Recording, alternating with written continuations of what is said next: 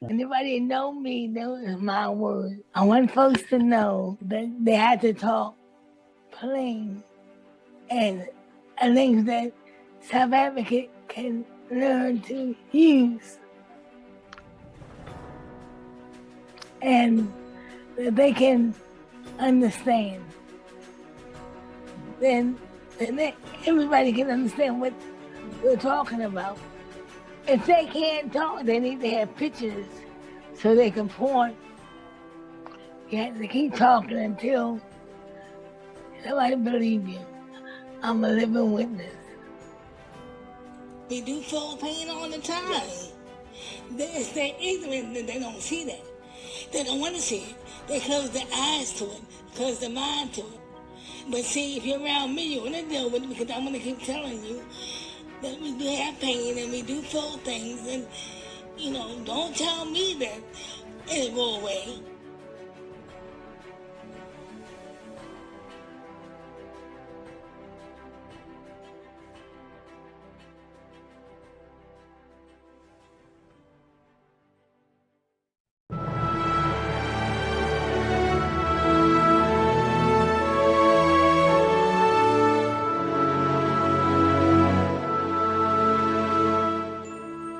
By me having a disability, people didn't think that I had a brain, but I have a brain.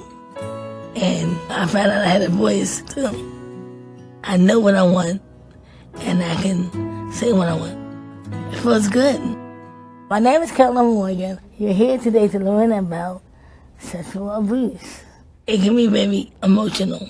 I start with me and use my own story so they can see that it happened to other people as well. They think we're easy targets. They come and try to attack us. They think we're vulnerable.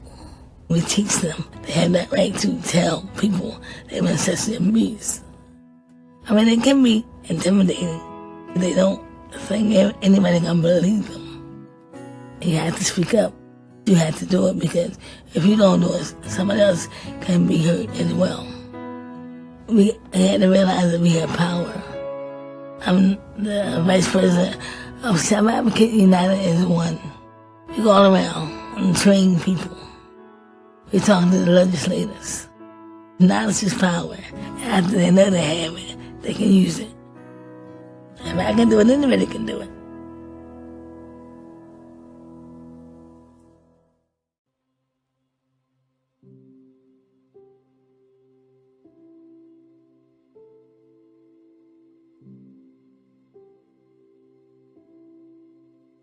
Carolyn Morgan really welcomed me warmly when I officially got elected an office of vice president. But I knew her long time ago from speaking for herself. She was very special to me from the past, and I see that she was very fond of me. I could tell.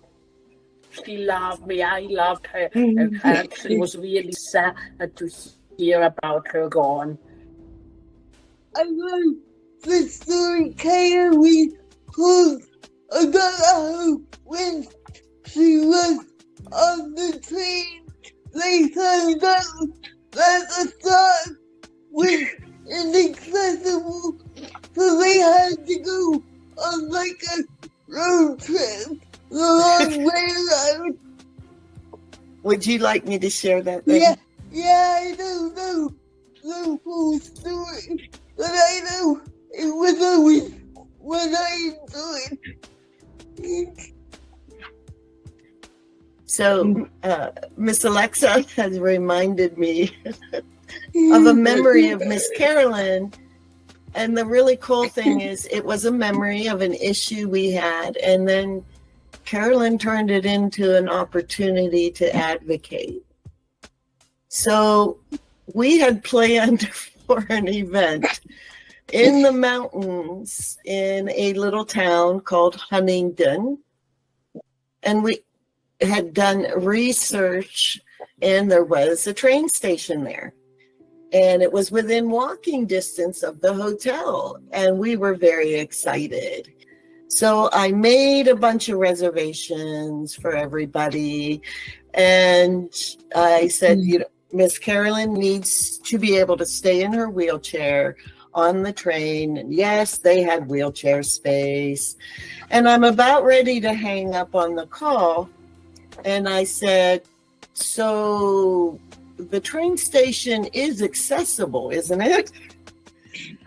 And the salesman says, well, let me check, or customer service guy, let me check. And he says, well, there is an accessible phone at the station, and there's an accessible restroom, but we have no way to get her off the train. What good does the phone in the restroom do if she can't get on or off the train? We changed the whole reservation and rented an accessible van. And I picked Miss Carolyn and her staff and Sharon up in Harrisburg, and we drove into the mountains. But we had shared this story, Miss Carolyn and I, with Disability Rights Pennsylvania, just as a story of accessibility. They contacted Miss Carolyn, and she became part of a class action lawsuit.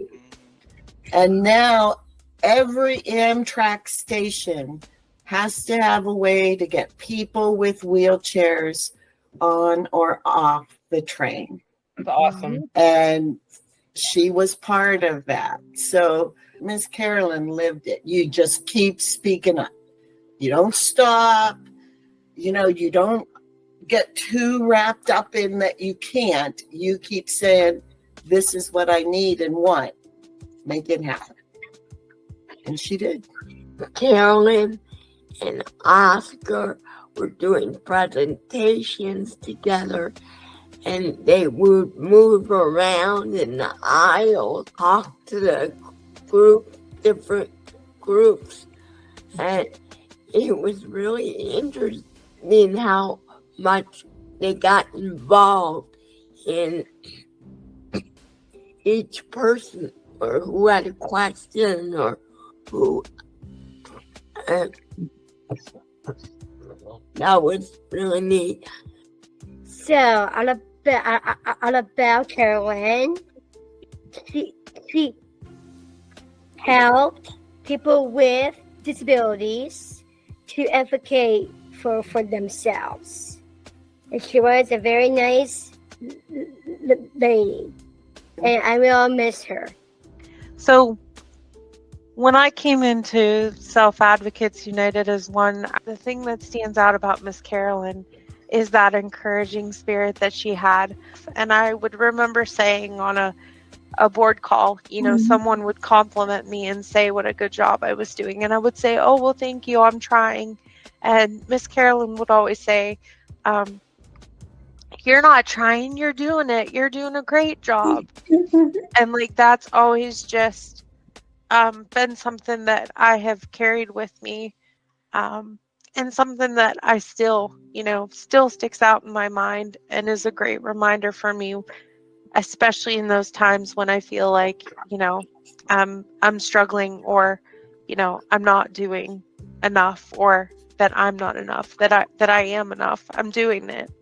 I hope that SAU all of us can continue in that process of clearing away the distractions of our advocacy, that did things that distract from that, and remember Caroline in a manner that we all understand is most effective to continue her outcomes.